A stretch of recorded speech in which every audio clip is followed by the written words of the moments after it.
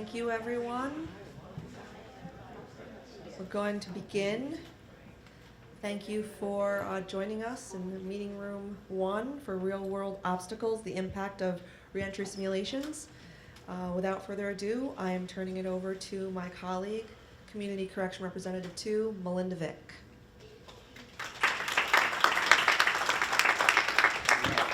I'm definitely shorter than her, so it's all good. Thank you so much for coming today. I know it is day 3 towards the end of the afternoon. We're all probably slacking a little bit, so feel free to shake it out, stretch it out, bump each other awake if you need to. It's all good. But this is a really important topic that we're about to talk about, hence why I proposed it, and I was really lucky that the Public Safety Symposium actually chose it and gave me an hour to talk about it. So, I'm Melinda Vick. I'm a Community Corrections Rep 2 here at the Office of Probation and Correctional Alternatives. Prior to this, I was a lot of things. I was a child protective caseworker. I was a juvenile probation officer in Columbia County. I worked for the New York State Department of Corrections and Community Supervision as an ORC and an SORC, both at Hudson Correctional Facility and then for temporary release in central office. So I have a lot of reentry experience. And then I've been with OPCA now for the last 6 years, working with my fabulous people in reentry.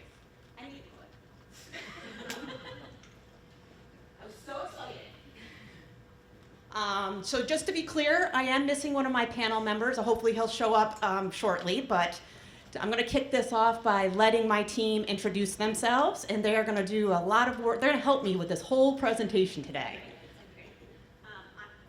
Is it on? Oh. Yeah, it's just close. Sorry about that. I'm Katherine. I'm a public safety specialist too with the Office of Public Safety at DCJS. Pardon me, it's my 6th day with DCJS.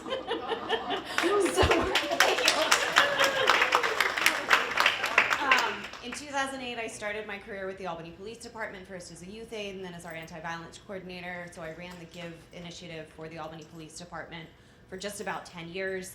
From there, I moved to the U.S. Attorney's Office for the Northern District of New York, where I was the community outreach coordinator, and I covered 32 counties. Ulster County up to the Canadian border and then out to Syracuse. And now I'm here. Don't exactly what I do, but I'm here at least. Hi everyone. My name is Erica Anderson. I'm the Albany County Reentry Task Force Coordinator assigned to the Albany County Department of Mental Health. I've been with reentry for about 6 years now. Prior to that, I was a probation officer with Albany County Probation Department. I was actually doing greatest risk and assigned to the Albany Police Department as the GIVE officer. I actually did a lot of field intelligence for about 4 years there, but I was with the department for about 7. Prior to that, I was with the Albany Police Department as a civilian. I actually worked in central booking, so I've been working with justice-involved individuals for about 20 years now. I know, right? And that's it. Mine's going to be much shorter. My name is Jude Mellan, and I'm with the Rensselaer County Reentry Task Force. I started here in 2023. Prior to that, I was involved in insurance industry, business management, HR, and that's what brought me to the Rensselaer County. They were looking for someone that would take over helping with education, upskilling, and employment. And we love her. We love her. I'm Heidi Renaud. I'm the coordinator of Rensselaer County Reentry Task Force. What a background I have. And I just noticed that I like jean jackets. You see that on there? So anyway, you're going to think about that for the rest of the day. 9/11 happened. I used to work for United Airlines. And when that happened, my husband and I worked there as well and finished his career there, but we realized we had all of our eggs in one basket. So I went back to SAGE and got my master's degree in guidance and counseling. Kind of knocked around a little bit and worked for Brown's Brewing Company in Troy, New York, was their regional sales rep, and then COVID ruined that. And then this, I worked in the non-for-profit world for quite a bit. And then this opportunity happened, and I'm so glad it did. I truly love this and hope this is where I can just sail out. So Thank you for having us. And we love our reentry coordinators. They're awesome. And great thanks to Katie as well, because like she said, she was kind of in a pinch coming from the U.S. Attorney's Office and knowing this. They said yes. And then CJS said yes. And so we're back now. we're all happy. And Trent Griffin-Braaf hopefully is on his way. If you didn't hear about his life earlier today from Felon to Forbes, that was his presentation. He's an amazing individual. He also helps to host some of the reentry simulation. He will be helping us in November. I'll get to that soon. But I want to start before I advance the slides. Have any of you ever been to a reentry simulation? Okay, we got a couple. Cool. Has anybody ever been to a poverty simulation? Okay. So the simulations are very unique. It's a very real life experience. And when you think you know, you don't know. I thought I knew. I have over 20 years of experience in the criminal justice field and really thought that I understood the people that I worked with. But when I did a simulation, it was an eye-opening experience, which is why I wanted to bring this overview to the Public Safety Symposium. I was really hoping to get an audience that would be able to take this and really want to understand what it's like to return home from incarceration. So, what is it? So, a reentry simulation is an educational event that aims to provide participants with a first-hand understanding of the challenges individuals face within the first 30 days of release when transitioning from state incarceration back into their communities. Participants assume the identity of a formerly incarcerated person and navigate simulated scenarios such as securing housing, finding employment, and attending appointments to experience the complexities and barriers of reentry very firsthand.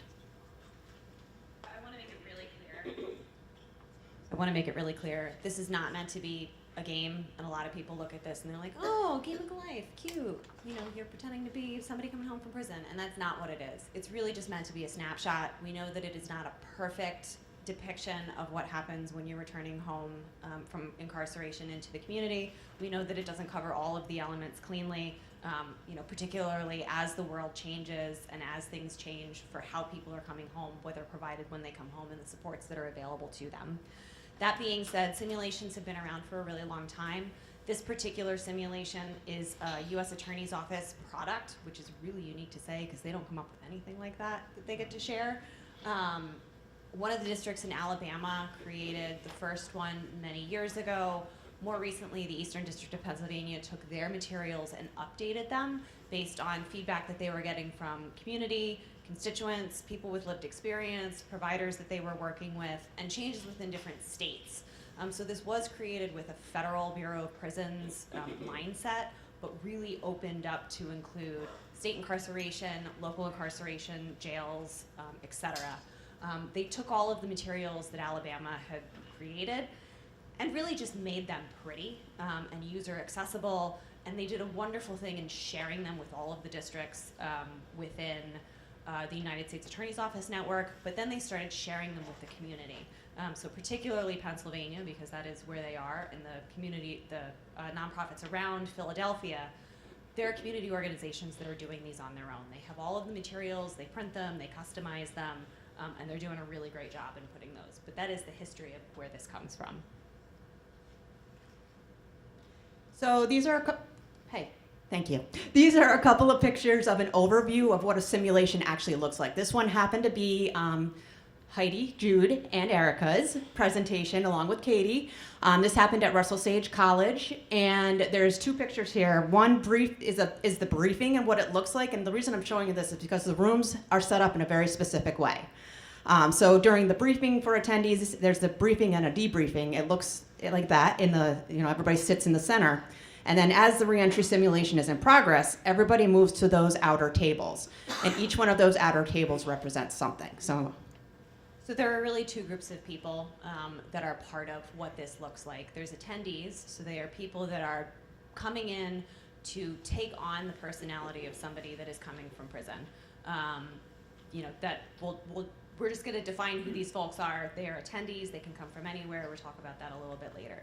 The other group are our volunteers, and that's who you see on the outside circle. So our attendees are in the middle when we start. The outside circle are tables and volunteers that represent all of the various organizations and places that people who are returning home may be engaging with. It's identification, it's quick pawns and quick loans.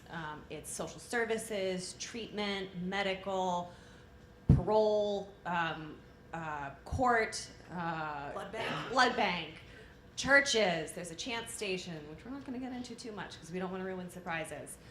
But almost anything that you can think of is represented at those tables. And so this is a very conscious way that we set up this room so that we can create a little frustration and some chaos, but also have as many of the organizations that are part of this, part of people's experiences represented around the room. So now I want to ask the panelists a couple of questions. These are the reentry simulation logistics of how you get one of these off the ground. So how many people can attend? Up to 100. It's a lot. So there are 100 different identities that you can adopt. They are represented by wallets, which we'll get into in a little bit. The sweet spot for this is somewhere between 60 and 70 people who are considered attendees. You can do this with 30. Not the same experience. But 60 and 70 really is the sweet spot, up to 100. There is a juvenile version that places do. It's really difficult. I don't think it encapsulates any of the juvenile experience, to be honest, but that is out there for people that are dealing with other U.S. attorneys' offices or people that do simulations. What's your typical space need to look like? Ballroom. Ballroom, auditorium. When you're thinking about putting 100 people in a room and all of the tables, you need 14 tables around it, it's a big space. That being said, everybody gets to stay in that room for almost the entire time. So that does make it easier, but you do need a big room. And I just wanted to add, our office is located, the grant runs through the district attorney's office, so we're right in downtown Troy. We use the Sage Troy campus, but thinking of the logistics in the ballroom, we did have a lot of discussions with Sage, something that people might not think about, but parking, because you want to make sure folks are not tardy to the event. So you have to really think about the logistics of that as well, like if they have parking and you know, the check-in process and making it effective. How many volunteers do we need? Probably 20 to 30. 25 is a pretty safe number. You need somebody to man every table. Some of those tables are going to be very heavily trafficked, and so you're going to need 2 people. There's also a couple of people that you need roving to help answer questions, to help problem solve. There's a police officer position. So 25 is the sweet spot. If you have more people, you are going to need more volunteers. If you have less people, you probably need less volunteers, but I would still recommend that you have somewhere between 20 and 30. How long does a typical simulation last? 2 or 3 hours. So simulations are broken up. It's the first 30 days of returning home. So each week is represented by a 15-minute time frame, which sounds like absolutely nothing. But you get a lot done in 15 minutes. Usually after the simulation itself, there's a really robust discussion. Some of the recommendations have been 30. You can do a panel. For the ones that I have done, there are still people that want to talk after an hour. So we've always programmed an hour, but you could do less. I do think it's more. And then let's be honest, if you're doing a simulation like this, you need to do some instructions, you need some time with the volunteers, and your people are going to want to make opening remarks and closing remarks, and so you have to build in time for that. So 2 to 3 hours is a good barometer. It can easily go longer. So we're really good at keeping it tight and doing a minute-by-minute annotated agenda, but it is a lengthy day. And is it adaptable? So much so. We're getting ready to do one in October with the Department of Health. They have a criminal justice office. They've asked us to do a health-focused one. So we've added some pieces to the attendees' identities to help them come out with health diagnoses, mental health diagnoses, and because of that, we've added extra elements that they have to accomplish to stay in compliance with parole. Did you want to talk about anything with the facilitator guide? No. Okay. A lot of this is out explained in a facilitator guide. There is one, but we're gonna hit this quick and dirty. So this slide actually, again, shows the event that happened at Russell Sage College and kind of what it looked like. And so, again, we discuss having volunteers and having attendees, but who should attend? I Um, Law enforcement should attend. Policymakers should attend. Community leaders and members of the community, so that you can understand, I think, more of the systematic obstacles that are faced by folks when they come home to their counties and home to their neighborhoods. I just want to mention that when we did this one, I feel like it was, and correct me if I'm wrong up here, but it was, we had a lot of community partners that jumped on board. Because a lot of times they work really hard not to work just in a silo or in a vacuum, but sometimes when they're working at DSS or working at mental health, they're working with maybe, sometimes that just one piece of the puzzle to help them with something. This gave folks that are in the community working, our community partners, they had to carry a load, especially if they were participants in this, to see what it's like that there's many pieces to the puzzle to someone. So I feel like that they got a lot out of it. So we had community partners there as well. And also Sage, we had some students from Sage Graduate School and Undergraduate School, which I think it was great because they're the next step, right? They're the ones that are going to be taking the lead in the future. So I think that was really helpful for them. But the policymakers and the lawmakers and shakers, I think that would be really important. And you have to remember that. When you say community partners, you mean community agencies? Yeah, I do community agencies, and I always call them community partners. Yeah, so like in Rensselaer County, we had DSS, some folks from DSS, some folks from Rensselaer County Mental Health, the different partners in treatment programming, those brick and mortars that do mental health or do anger management classes, anything that might be mandated for a client, or something that they need to seek when they come home. Maybe it's not mandated. So it was really that's helpful. And I think the other piece to remember is that the actual 4-week process is one thing. It's the discussion afterwards that is really the point. It's the eye-opening, it's the experiences, it's interacting with different people to make you think about how your systems are functioning. And how people are experiencing the help that we're trying to provide, some of the obstacles that they're running into, and what are some solutions that you can come up with as a result of some things that people might go, oh, I didn't even think of that. Or like, I got stuck in between two tables and I just got trapped for 10 minutes and I couldn't do anything else. How do we prevent that from happening for people? And so making sure that those people are there, maybe not to participate in the conversations if they don't want to, but to listen to what's going on is really important. So there is no wrong answer to who should attend, and it should be open to just about anybody. So the next good question is, who should the volunteers come from? So again, for the volunteers, we tapped into our community partners, people that we deal with on a daily basis to try and get things done for our clients that have come home from incarceration. And I did find that some of them came to me after it was done, and they were asking if the next time we had one, if they could actually be participants, because they wanted to see it from their point of view. Because this is what they do on a daily basis, is help people get their IDs and help them get a job and help them do their resumes and things like that. So you need a mixture of the volunteers, but I do expect that when it's all over with, your volunteers asking if the next time you have one, if they could actually be participants. The other thing I want to say about volunteers and who should attend, one thing you're going to need to do if you're planning one of these is have a good system on how to track who's coming and who's volunteering. We personally, we used Eventbrite because it was free, because we were not charging a fee to actually come to the event. And you can use Eventbrite as long as you're not charging for a ticket. And that helped us really keep track of how many people we were having come and what people were going to be volunteering. So have some type of platform. It's going to take a lot of the pressure off of you if you have an automatic platform to track that, so you don't have to watch for emails and respond to emails and so on. How many of your volunteers were formerly incarcerated?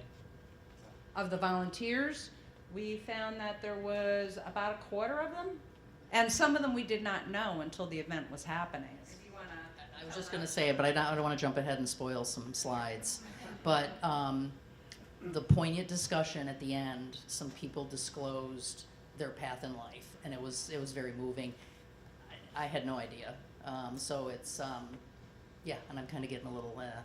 Yeah. Give it to Erica. No. Anything you want to add?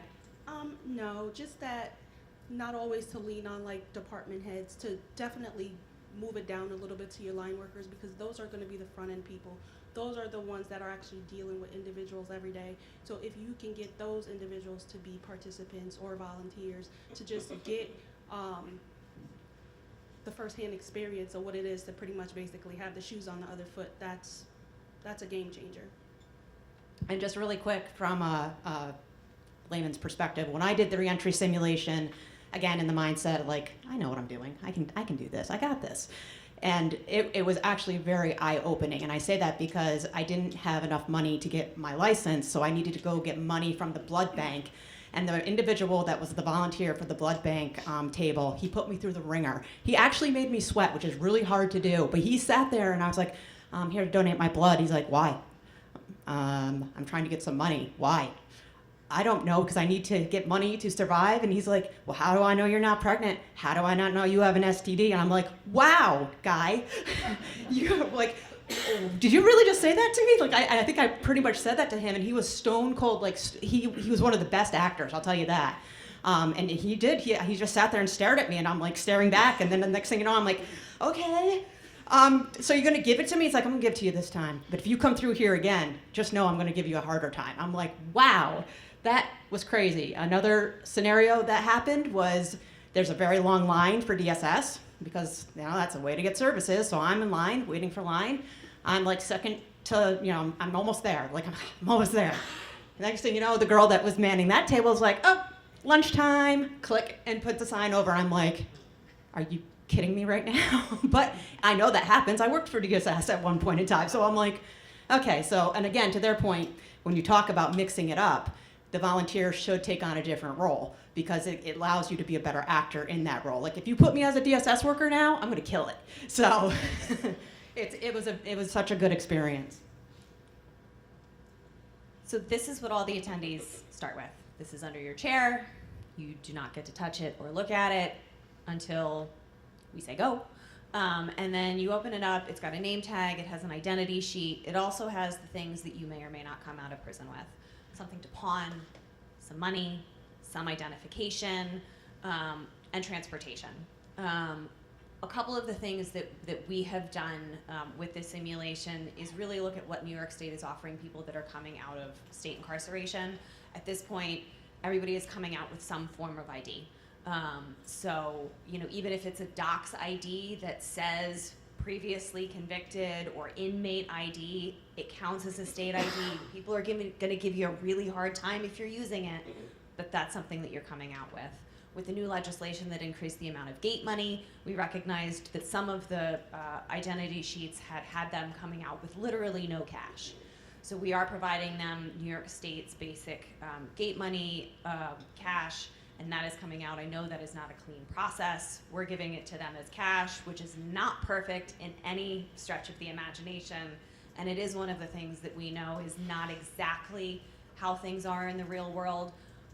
But for the sake of getting people through this process and to at least experience a microcosm of what formerly incarcerated folks are going through, this was a place to start. I saw a hand. Yes, sir. All right. Hey, Heidi. Oh, hey. I'm partner with her, y'all.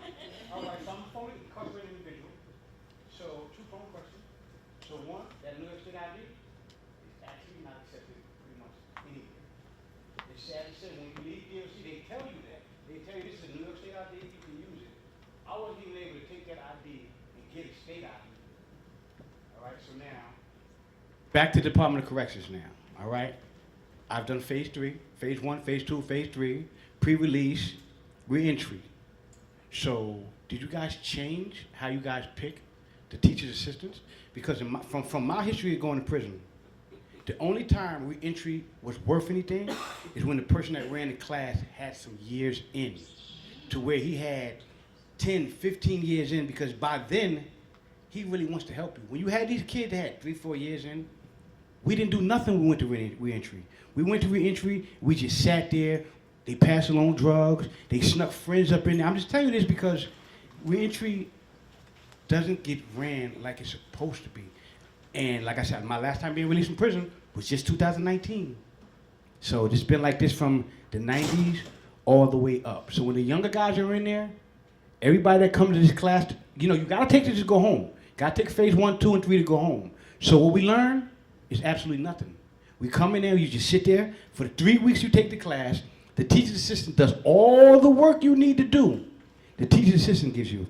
So we know we get the connections books, but DOC holds on to the updated versions. So when we get the connections books in pre-release, they're 5, 6 years old. So then we come home and you call on these numbers, they don't even exist anymore. So all of the things that you're bringing up are 100% part of what those conversations are after the simulation, and is also exactly why we make sure that we want to get people with lived experience in the room. Because it's great for practitioners to talk about it, but when you haven't been through it yourself, there's an entire flavor that needs to be shared. So 100%, these are the conversations that we have after the fact. I am gonna say that a lot's changed in 2019, since 2019, and I know things are not perfect. I'm not gonna make any excuses for docs. When I tell you it took me 4 months to figure out the gate money issue, like, nobody knows. It's amazing. There are various answers depending on who you talk to about the docs ID too.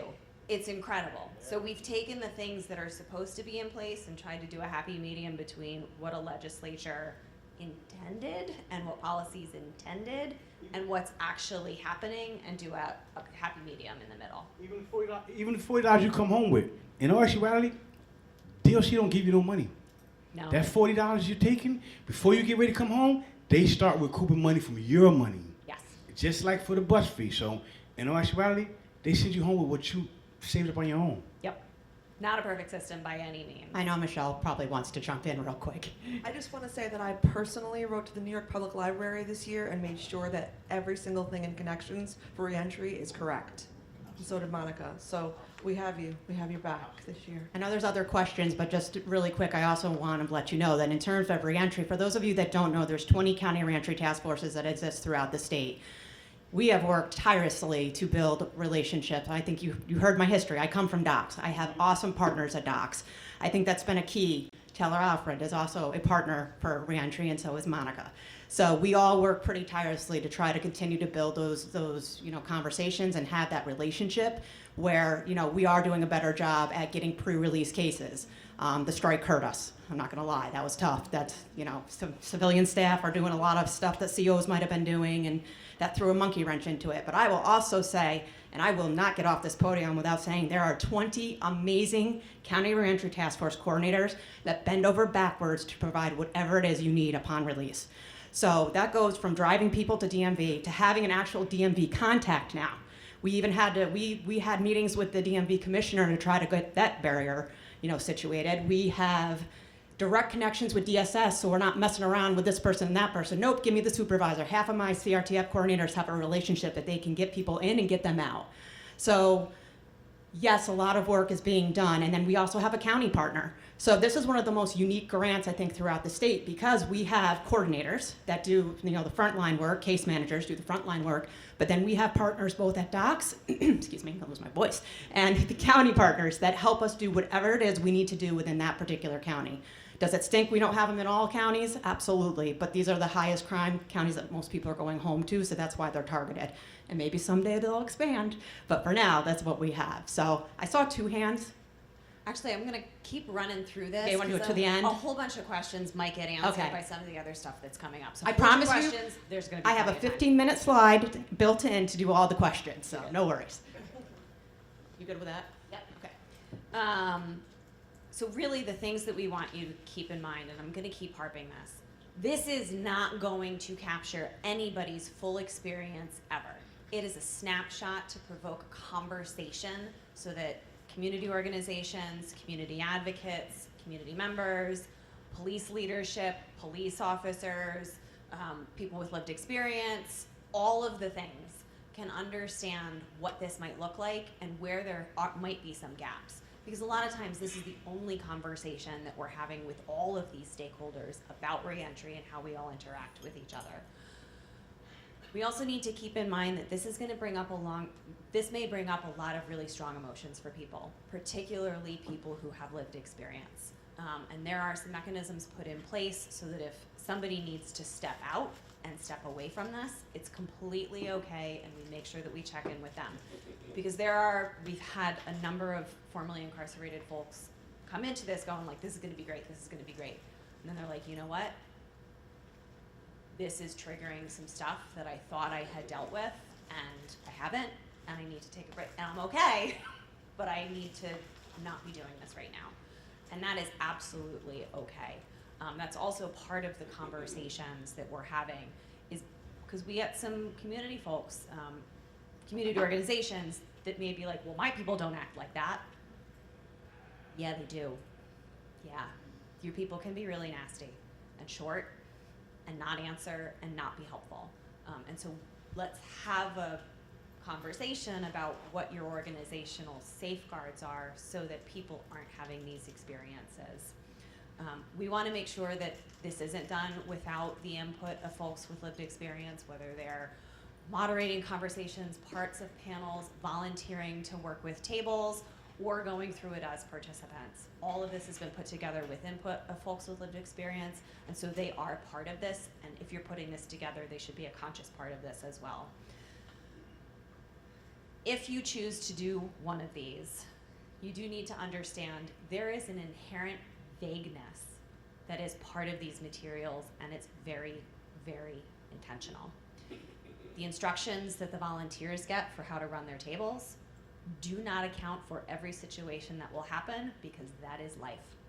And you know, somebody will come to me and go, such and such is happening, what do I do? Figure it out. Just figure it out. Like, there's no answer to this. Some of the guidelines are super vague for that reason, because we want people to act like people. And we know that within organizations and within systems, there are people that are super helpful. We know that there are people that are just flat and kind of monotone and kind of neutral. And we know that people can be really obstructive and a little nasty. And so we want to keep that in mind. That being said, the volunteers are also instructed that if they can tell that somebody is having a hard time based on how they're interacting, they need to drop the shtick immediately. This is not so supposed to be something where you're pushing somebody to the point of frustration that they're about to lose it, and we need to keep that in mind. So there are no pushing buttons, there's no profanity, there's none of that. You can be obstructive, you cannot be cruel. And you need to recognize when people are starting to. And there's no hands-on. No, There's no touching and no any pushing or anything. No. It doesn't go to that extent of acting. No. So yeah, those are the big things to keep in mind. The other thing is, there are parts of this that for people kind of start to feel like play or like a game, and this is not a game. Like, for many people, this is a microcosm of their real life experience. And so we are not playing. There might be some laughing, there might be some joking, and that's okay, but we're not gonna treat this like a video game or like the game of life or Monopoly. We really need to take this seriously, because this is about bettering society and bettering people's lives. Heidi, you're up. So this is in our office in Rensselaer County, and we took that home across the street, and we leave it there. This is over and you break down this simulation, there's always those logistical things that come up, like, gee, I had this problem at the DSS table, or this was challenging for me. But then there's also the discussions of people feeling, defeated and frustrated, anxious, and at first we said we were going to do this feeling board afterwards, and I thought, gee, I wonder if people will really put anything on the feeling board. but boy did they. And that was really poignant to me. And I think that's the guidance and counselor in me afterwards that I got to kind of dig up. It's important to discuss the feelings, to let somebody talk about everything and work it out. And the reason, I won't speak for Jude, but the reason I keep that in our office too is sometimes we'll have a client who is really struggling. And I'm a human being, and sometimes I might in my mind think, well, geez, why can't he just do that? You know, I mean, I gave him the number and I took him over there, and why can't he do it? And then I look at that board and I think because he's feeling discouraged, frustrated, defeated, and climbing, all of those things. So it does bring me back down to where he or she, so I'm where they're at, because we like to say that in our office, we're gonna meet you where you're at. So that's gonna stay there as long as, you know, DCJS will have me, so. There's a lot of trauma that goes with the people that we work with that are returning home from incarceration, and we try to take a lot of steps to understand that trauma, whether it be we teach it, or we take classes to understand it, or maybe we do know it ourselves too. But there's a lot of work that goes into that, so that when we do one of these events, I think you will find it very realistic to what the situation may be. This is the starting point of every moderated conversation when the simulation is over. It's literally going, okay, guys, what did we write on the feelings board? And this is 100% what you see at every simulation.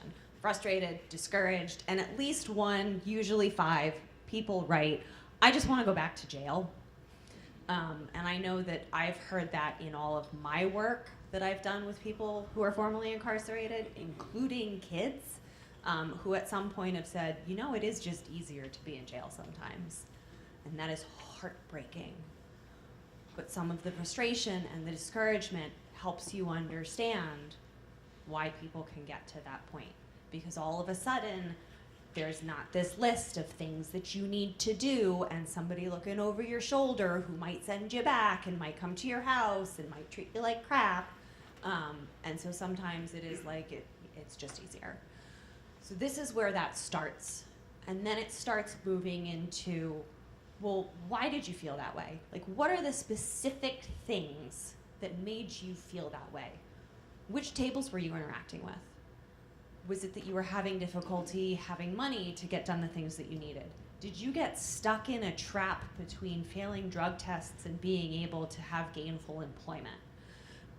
Were you supposed to pay rent your first week when you got out and you had no identification, and so you couldn't even make it to the table to pay rent on time, and now you're homeless? What are the things that were going on for you in this microcosm that made you feel this way? Okay, what does it look like in the real world? What are some things that actually go on? So one of the big things is the identification table is one table. I know nowhere in the nation that I can go to get my driver's license, my social security card, and my birth certificate. Not possible. And it's not gonna happen in a week either. It's gonna take you months. And that's if everything's going well. So there are pieces of this that we can go like, what does this really look like? Okay, now what can we do? The first one of these that I did, I had a jail captain in the room, and she sat there and she was great, and she went through the whole thing and she went, you know what? I've been running my jail for 10 years. I have no idea what people go home with. I'm gonna go back today and find out. Do my people have ID? Am I giving them any resource? Am I even connecting them with my county's reentry task force, who brought her into the room to begin with? Because they had a good relationship. But she didn't know if she was connecting her people to the reentry task force and needed to find that out. So there are some things that, based on that conversation, can really open people's eyes. You know, drug and treatment programs, or drug and mental health treatment programs, a lot of times will go, what is my late policy? Am I requiring somebody to make a new visit if they show up 5 minutes late? Do I have to do that? I don't know. Let's figure it out. Like, what are the unintended consequences of some of the things that we've put into place as the organizations that we run? And what can we do about it? So this isn't just a, like, here's the day, here's this little exercise, now let's talk about it. There is a conscious, what are you doing when you leave this exercise today? What can you do in your program? What can you do as a human being? What can you do to support people that are returning home? And what can you do long term? And so like the feelings board is just a start, but it really goes on from here. And that can look like a whole bunch of different things. But it's a really rich conversation, and you really learn a lot. I don't know if you guys want to share any more about the other conversations that have happened. We can do that. All right, so as promised, questions. Where's our other mic? Floating? Oh, there it is. I know there were questions. Go for it. You can also be just shout. You mentioned the jail captain, making some changes. Do you have any other examples of community partners that have made changes based on going through this experience? So I can't say the jail captain made changes. I can only say she was looking into it. That's a start. It is a start, though. So same with some of the mental health organizations. We had some higher up folks in the room, and not just mental health. Literally any organization that deals with things on an appointment. Career services assistants, things like that, that have said do we have a late policy? Like what is our no show, no call policy? What are we doing with that? Like, are we calling parole and saying dude, it's been an hour and your guy's not here. Figure something out. We're not working with him anymore. So there were a lot of people that went back and said, oh, I don't even know what my policies are. Maybe I should figure this out, because I'm also not realizing that maybe they don't even have a cell phone, let alone, an ability to communicate. So there was some of that. I'm trying to think. There's also, I think, with DSS workers who were there would sit there and be like, wow, is that really how I'm coming? They needed to self-reflect on how their behavior might be towards the people that they're working with. And again, the returning citizen population is a little different than maybe the population of, the mom and kids that are coming in. So there's just a little bit of a tweak with that when you're working with certain people, that I think you get that self-reflection of, oh boy, if I am coming across that way, I hope that I can change it. And now I got to make those changes. That self-reflection comes. I heard that a lot during the simulation that I was at. Was yeah, things need to change. Just for Albany County, we have a nice shift with DMV. We've had a lot of meetings about identification and the barriers that our clients face. So if we run into issues at the DMV, there's one particular supervisor that we can reach out that understands reentry and what we do, and kind of okay, they may be short a point, we can let that slide, or we can work something else in and things like that. So we've made great connections to be able to kind of ease the tension and get our clients, kind of what they need. I think I saw that at DSS as well. We have a really wonderful relationship with DSS, because they even sit in on our case conferences that we do. But after we ran the simulation, there were a couple, 2-3 different people there, somebody from mental health as well, and they saw us, and I think now that's made our relationship with the entirety of the staff more robust, and more patient. And you'll get an email, and just quickly, they didn't come to this, but the Social Security Administration, sometimes I go up with folks, and I have a fellow that's had some moments up there, and conversations like that too have helped in the community, I think, with what we do and the clients that we serve, with more patience and understanding. So I think that definitely comes out of it. I think the other thing that I'd add is people's awareness of what's out there. I think it was the first simulation that I did. Somebody that I knew personally, and know some of their background and know that they know where to go for services, came up to me in the middle of the simulation and went, where is AA? Where the heck is AA? And I went, well, where do you go for AA in the community? They went, I don't know. I just Google it. I said, well, okay, take a beat. Where's AA? I went, churches. was like, yeah. And they said, I am so embarrassed. If any of my clients had asked me that, I would not have known to tell them that. And I've been doing this for long enough that I am like embarrassed. And so some of those things that we take for granted of not knowing where to go for services, I have to say that one of the things that I'm working on and struggling with for retooling the simulation is that church is the kind of standing hold-in place for a community-based organization. And it's where you go for free clothes. It's where you go for the food pantry. It's where you go for transportation assistance. And at least for the simulation, like that's where you go for all of those things. We know that in the community, that's like 15 different community organizations that have food pantries, that have free clothes, that do some kind of a drive, that will do Christmas presents, hot meals. If you don't know where those things are and you're providing them readily to the people that you're working with, they just might be too afraid to ask because they don't know to say like, hey, I need food. Like, where do I go for food? They may say, hey, I need $20, but they might not say, hey, I need food. I think it's a little more socially acceptable to say, I don't have a suit to go to an interview. Can you help me get a suit? And then to say, I don't have groceries this week. Can you help me find groceries? And so knowing where to send people for immediate assistance can also be part of this. And particularly for that community-based worker, she was like, I need to do some work because I don't understand. I don't always remember where to get stuff. Any other question? Got a question right here. Manny, DCJS, Officer of Youth Justice. This is phenomenal. I tell you because I believe every offender rehabilitation coordinator in DOCCS should take this. Because not everybody comes home with an ID or a birth certificate or a social security card.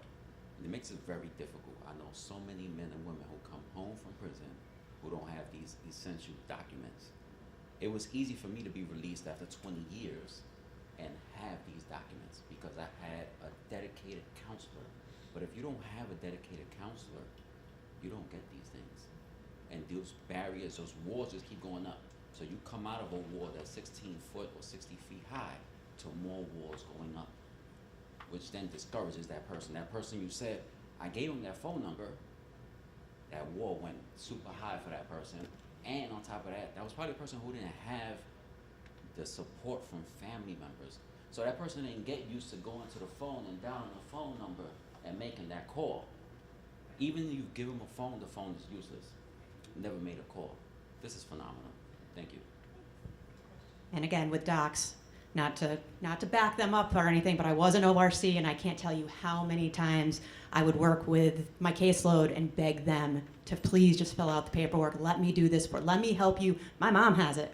No, I bet you she doesn't. So just let me know. My mom has it. So there has to be like a give and take of a trusting relationship there too. You still got it. See. Hi, so I understand that this is, at the end of the day, just a simulation and that there's not everything you're able to replicate, but I really like the thoughts and feelings board that you guys do, and I'm wondering if there's ways that you can push this further to emulate that side of things, because one thing that the attendees can't really relate with on their own is the situations that these people have to go back to at the end of the day. Like if you're thrown into a county you've never been to before, if you don't know anybody, you don't even know how to get around, that feeling of helplessness and stress and anxiety, the people attending get to know in the back of their heads that they're going home to their bed and their family potentially. So how have you guys, or have you thought about ways that you could emulate that side of things without pushing it too far, I guess? I'm gonna say there is no way. And I don't mean to be dismissive to what you're saying. Genuinely, I will never be able to truly understand what somebody is going through as they're having to go through it every single day. I will say that glosses over a little bit how chaotic it really is. Like the point of the feelings board is like there is a Sharpie, like throw a word, because that's about the only time that you're going to have. Like we consciously do not do breaks between the 15 minutes. There are some places that do a couple of questions. Like absolutely not. Like you don't get a break. You don't get a day between Sunday and Monday. Like your week is your week, and it just keeps going whether or not you want extra time. And so this is intended to feel like a pressure cooker until it's kind of over and you can take some time to process it. And like you can see people in the room like being very antsy when they're sitting there, like we've done the bathroom break and we're coming back and we're gonna have the discussion, and they're still a little like jazzed. And you literally watch them relax as the conversation happens. I wish that I could really impart the amount of stress and frustration that processes like this can put into people.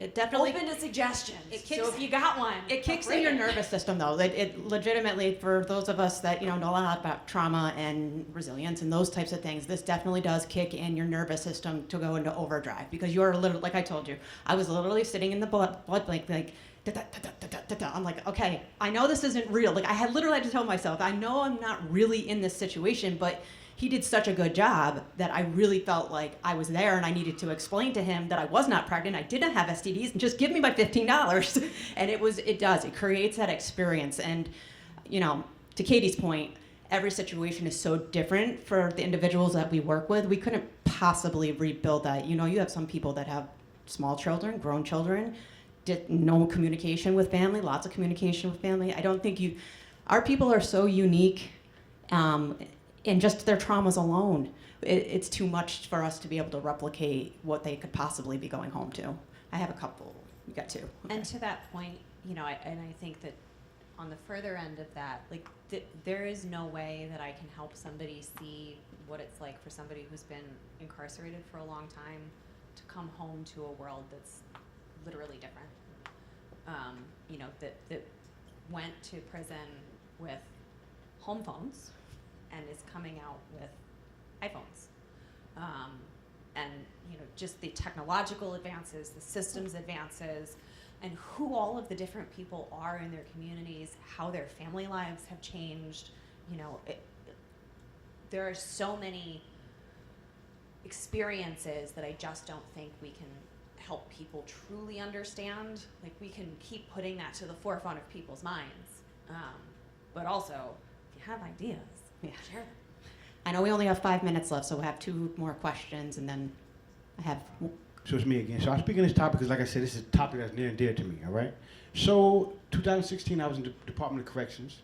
Little did I know that my 25-year-old son had died, all right? So I still had years to go to come home, all right? I was finally released to come home from prison. They didn't even parole me home. Now, I'm legally married. I've been legally married since 1997. My wife is actually my high school sweetheart, all right? So I have a home to go home to. Because I have violence in my background, they didn't send me home. They sent me West Bubbling. And they paroled me to deal to welfare. Never been on welfare a day in my life. So I don't go. I decide that as a man, I need to spend some time with my wife and my daughter. I lost a son. My daughter lost a brother, right? So for 3 days, I spent my 3 days with my wife and my daughter. I go to DSS on Monday, send me back to prison. But through it all, nobody, not one time, talked to me about what I was going through mentally. And I did years, and this happened in the beginning of my bed, but they just let me go, kick me out, and there it go. And a lot of people don't go to these programs because they're scared of having other people involved in their issue. And then I got to worry about, if I miss this meeting with DSS, are you going to tell my parole officer I'm going to go to jail? And sometimes they hold it over your head. Because I've been through that DSS. I think we had 2 questions. One and 2. Hi, Melinda. Hi. So I'm the Broome County Reentry Coordinator, and I just have a question. The simulation, I'm sure you guys had a great turnout because DCJS is backing it. Now, if we were to have a simulation in Broome County, say Broome County, how would you go about suggesting we get volunteers, such So, as the just to clarify, we DCJS hasn't done fund theirs yet. reentry, but we had nothing to do with this particular one. These guys partnered on their own. Well, then my and- question is, how did you guys get such a good turnout? For the participants or the volunteers? Both. A couple of different ways. You have a quarterly meeting, right? So there's Yes. all your participants, just about. If as they far as decide to do it, yes. Yeah, and as far as volunteers, we used a couple of different methods. Jude and I worked tirelessly to pull all the volunteers together. So I work at the Department of Mental Health, so I was able to get my unit there all involved, snagged a couple interns. We used our college, Sage. Yep, so what else did we do? Like nervous, like nobody was coming to my wedding. I had to say that. And like, yeah, I eloped twice, just so you know. Now you know that about me too. So anyway, but I actually sent out some not personal emails, but individual emails to make sure folks like, hey, you know, I didn't hear from you, and I'd sent this out in the quarterly because that's what I use. That's my biggest platform. And lo and behold, they came. Yeah. And I think what you'll find is once you tell a few people, they're going to start Yeah. sharing it. And then other people are going to want to come in and experience it. And that's where you'll start picking up people you had no idea to even invite. Also, we partnered. So I'm Albany County, they're Rensselaer County, and we also did Schenectady County. So we did a tri-county because we're all in close proximity. So that's another way to kind of, if you can't do it on your own, to pull another partner in. People will travel. Like, right, like the number of times that these guys have all said, can I go to one? I want to go to one. And I'm like, do you want to go to Pennsylvania? They're like, yes. Okay, one more question, and then I want to People will travel. get this because I know the other people are going to be coming in. Hi, this was so interesting, and my question's kind of related regarding the volunteers. You mentioned a little bit about, assessing if somebody's, going through something like while they're in the simulation. What is the training like for volunteers, and kind of how do you navigate that if something does happen? So volunteers get outreach prior to starting. So they get the table that they're assigned to with the instructions and example of all the materials. Prior to the event starting, we run them through what this is. There's also an email that really clearly outlines what the simulation is. Most of my background is that I'm a social worker. Somehow been a social worker, criminal justice for a long, long time. And so that is part of this. We also know that the people that we're partnering with are very in tune to what's going on. And it's always going to be a handoff. It's a what do you need right now? What do you need long term? Do you need me to call somebody right now? And so that's really what that is. But we also need people to raise their hand and say, I need to step out. All right. Totally fine. So, surprise. 2 questions before I let you all go, and I promise our contact information will be up there, so if you have any further questions, any one of us will be happy to answer them. How many of you would be interested in being a volunteer? How many of you would be interested in just attending? Fantastic. So, November 6th, we are hosting a simulation event, and again, one of the reasons we're doing this, if you'd like to register, that QR code gets you registered.